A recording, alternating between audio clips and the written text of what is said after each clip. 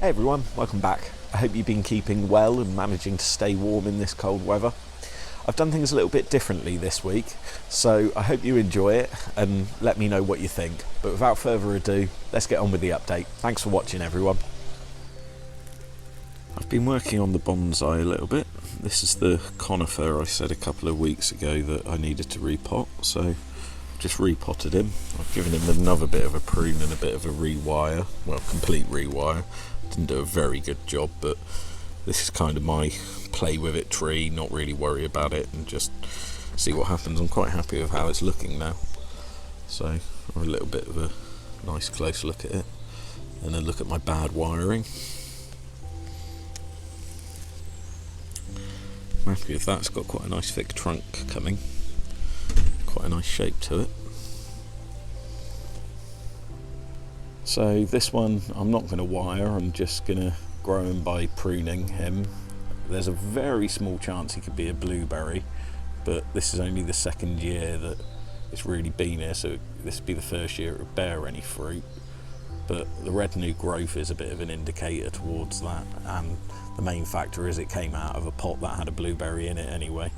But we'll find out when the leaves grow back on that one. But as I say, I'm not going to wire that one, I'm just going to grow it by pruning and cutting it back and keeping it quite a nice shape. Then there's these that I'm quite happy with that I'm doing as a little forest. Just the three of them. I've got no idea what they are. I just pulled them out of the bush over there. There's a big one of it there, I'll go over and show you in a minute to give you a comparison. But the slight issue with these, if I can get it to focus and I can see any, is it's got lots of tiny little forms you can just about see, so that's quite a spiky one to prune, that one, but it does look quite nice as a little bonsai set. This one looks nice at the back as a bit of a formal upright. From a distance it works quite nicely. Here's the full size version of that one that I was just showing you. I've got 3 in one pot. So you can see this one's only the same age as those others, and already it's probably 4.5, nearly 5 foot tall. So I've got to be doing something right with those other bonsais at least, I think. I think this one's just common privet or something along those lines, but I've wired this one up roughly, see what it does. It's only in a training pot at the moment, so I need to put that in a bigger pot. And then onto this one. I think this is one of my favourites. I think it's Cryptomeria japonica, but I may be wrong. I just pruned this one slightly to hopefully encourage the pads to grow a bit better. Trying to expose the trunk slightly. Haven't rewired it yet. I think I'll probably rewire this one in the summer. They will have been on a year then, those wires. Then yeah, just these other ones. Another Cryptomeria. Then this dwarf conifer was up at the back. It was hidden in behind that bay tree and it was getting lost. It wasn't doing anything up at the back there, so I've just whipped that out, whacked it in a small pot for now. I was thinking about doing something with it, but I actually quite like it as it is, so probably just put it in a smaller pot like the others and keep that as a slight contrast. Goes kind of well with the evergreens. And then of course there's the Acer palmatum that I did a couple of weeks ago, and the other Acer palmatum that's quite big for a bonsai, but I'm just going to carry on growing it small, and once it's in a much smaller pot it'll be better. But I gave this one a bit of a wire that I'm quite happy with. Main reason I wanted to is this one was exactly the same as this one, in that this branch and this branch, it was crossing right over here, it was rubbing, you can see there, it was rubbing against there, so that was about as that was where I felt confident getting it to bend for now. so at least it wasn't crossing over, but I think it will look nice once the leaves come back in. It's got some nice shape to it, this one, which I quite like. Both of them have got some nice shape to them from different angles, to be fair. That one looks best from this angle. Then round, excuse the mud, to my one Leylandii. It's getting a little bit tall. Might have to cut the top out and create a new leader on that one so he doesn't get too tall. But with the amount of Leylandii we've got around the house, I think I'd be wrong not to have one as a bonsai. And finally, for the outdoor bonsai, I've got this one, which I'm pretty sure is a European maple. I'm not sure, I'll have to wait till the leaves come in again. But I inherited this tree, so I'm not really sure. Short of repotting it, I don't know if I'll do much else with it for now. I might give it a little bit of a prune so it doesn't get too unruly. But he looks lovely when his leaves come in. Something I'm very new to with the bonsai is cuttings, and these are what I've got going cuttings wise at the moment, just all as an experiment, but I'm not having much luck. Most things die off.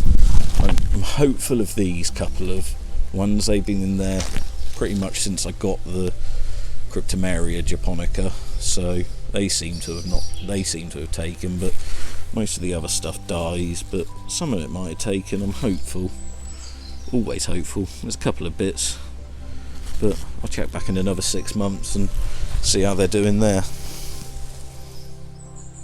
Quick check-in on the indoor bonsais and the new bonsai. These will all go outdoors as soon as the weather improves and gets better, but as you can imagine, it's only been a couple of weeks. There's not much change going on here. They're all looking happy and healthy. Got some new growth coming on the Japanese pepper, so feeling much happier with that now. That's starting to come back to life. Everything's looking nice in here. Some nice growth on the apple tree. Now, I should really remove this cobweb, but the spider on there, I don't know if I'll be able to get him in focus, is ever so tiny. Just about see him there. I felt terrible. I couldn't take his cobweb off, could I? He's such a diddy little spider. So, leaving him for now. He's not doing any harm.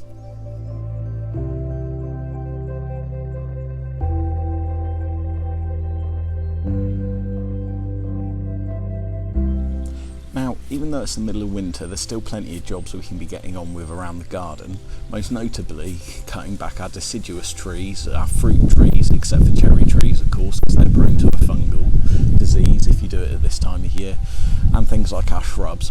Now, I've been working on this flowering currant, plus some of the other things that I just said, but let's take a closer look and see a bit more about how we cut that back and prune that at this time of year. Now, when we're pruning this, it's always a good idea to go, what I usually do is start with the 3Ds, which is anything that's dead, anything that's damaged, or anything that's diseased. So we've been starting to cut that out, but there's still a couple of bits left in here. So there's a bit of dead back down here and a bit of dead back here. So we'll start by just cutting those back down nice to the ground level, because nothing's going to grow from those. So if we can just get in on those.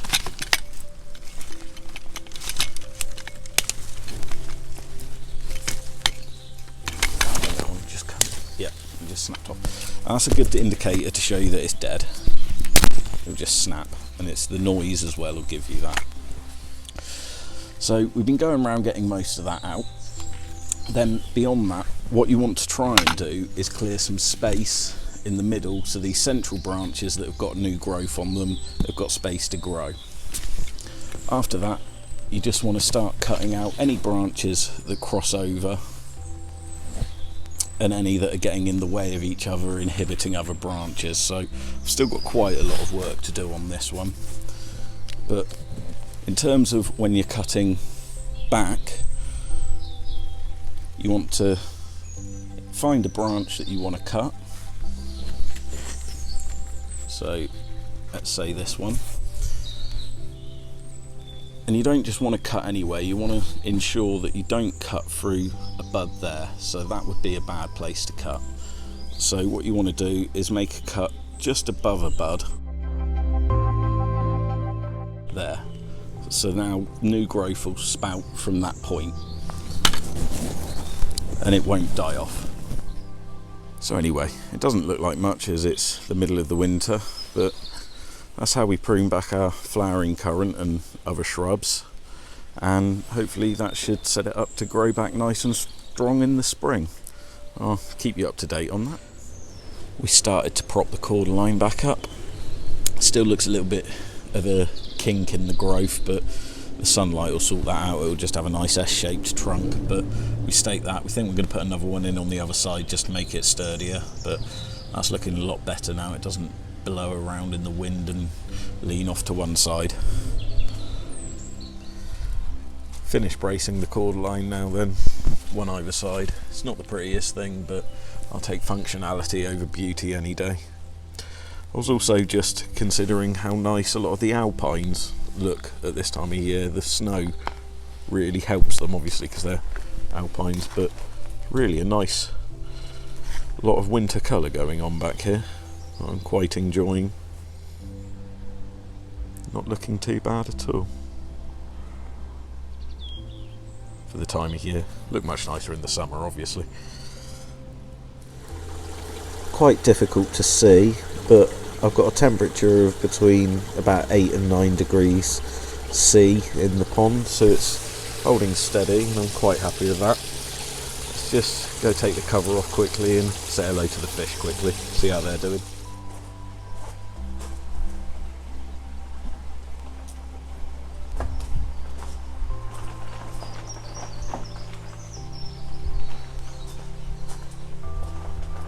Hello, fishy.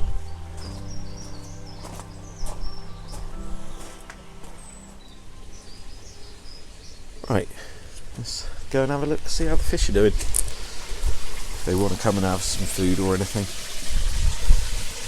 Hello, babies. Everyone's accounted for, present correct. See if any of them want anything to eat, shall we?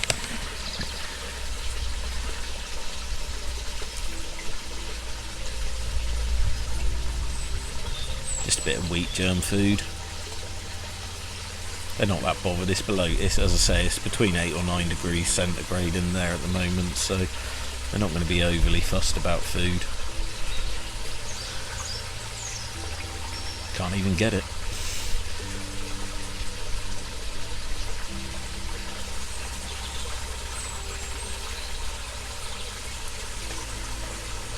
But as you can see, all the koi are happy and healthy.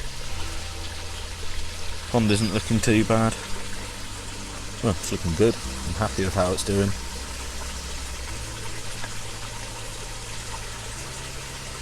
Roll on the spring when we can take the covers off and get back to feeding them properly and enjoying it all properly.